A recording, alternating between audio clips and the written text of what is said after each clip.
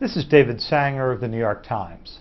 There's not a lot of debate that when Barack Obama is inaugurated as the 44th President of the United States, he's going to face a range of problems around the world that are probably as complex as any since Franklin Roosevelt took office in 1933. But Mr. Obama is going to be inheriting more than just problems. He's also going to be inheriting a series of covert programs that President Bush is going to hand off to him. Programs that, to some, are reminiscent of many of the problems that Jack Kennedy faced in 1961. It was Kennedy, you'll remember, who executed in the first few months of his presidency the Bay of Pigs, an operation to topple Castro that fell apart. It had been the invention of the Eisenhower administration. It simply didn't work, and Kennedy said later that he wasn't quite sure how well his administration had understood its implications. President-elect Obama's aides are highly aware of this history, and they're highly aware of these risks, as I discovered last year when I took most of the year off to work on a book called The Inheritance: The World Obama Confronts and the Challenges to American Power. This time, of course, the problem isn't Cuba anymore. It's states like Iran and Pakistan, where the United States has major operations underway that President Obama is going to have to make some big decisions about. And those decisions go to whether or not he continues the programs, kills them, or modifies them in some way that he's more comfortable with. Iran is a good place to start. Last year, the Israelis came to the Bush administration secretly and asked them for a number of things that they would need in order to be able to strike the nuclear complex at Natanz, which is the centerpiece of the Iranian nuclear program.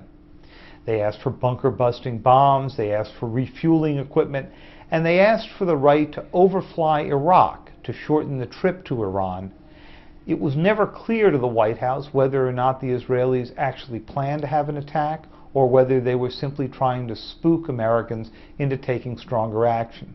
But President Bush responded that it was not necessary to conduct that kind of bombing operation. He said that he had authorized a number of other covert actions that he hoped over time would slow the pathway to a bomb for the Iranians.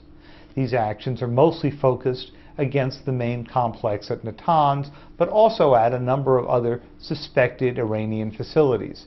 And most of them are intended to try to interfere with the way the Iranians get their supplies for their nuclear program, or to disrupt existing operations, including the centrifuges that are used to enrich uranium. There's no evidence that any of these programs have worked yet, but it may be too early.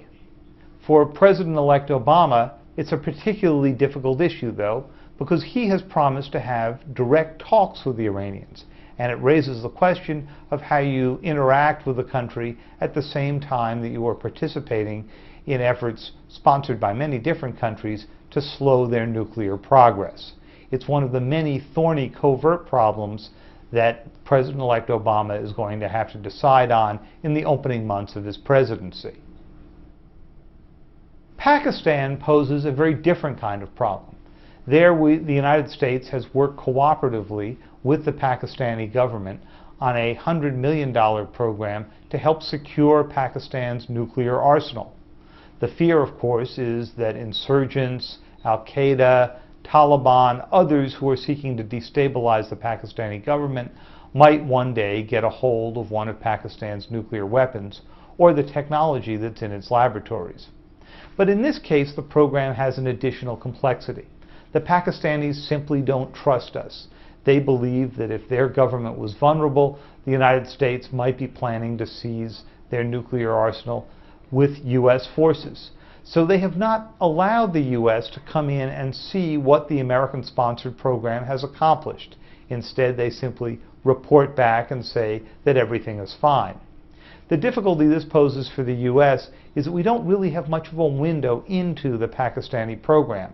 And that's worrisome, particularly because of a stream of U.S. intelligence that Pakistanis who are being trained abroad may be trying to reintegrate themselves back into the Pakistani nuclear program, and that some of them may have jihadist sympathies.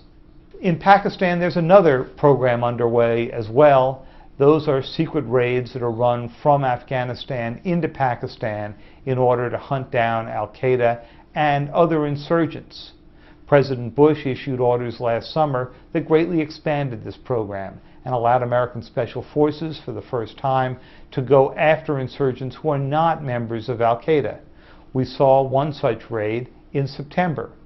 The Pakistani government immediately protested that the American action was a violation of their sovereignty, and they're very concerned that their government not appear to be a lapdog to the Americans.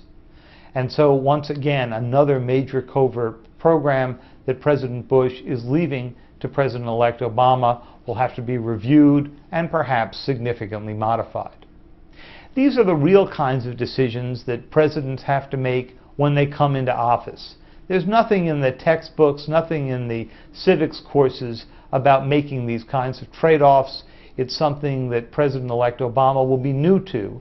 His team of advisors will be more experienced in this area, but we still don't know what kind of decisions, what kind of trade-offs the President-elect is now willing to make.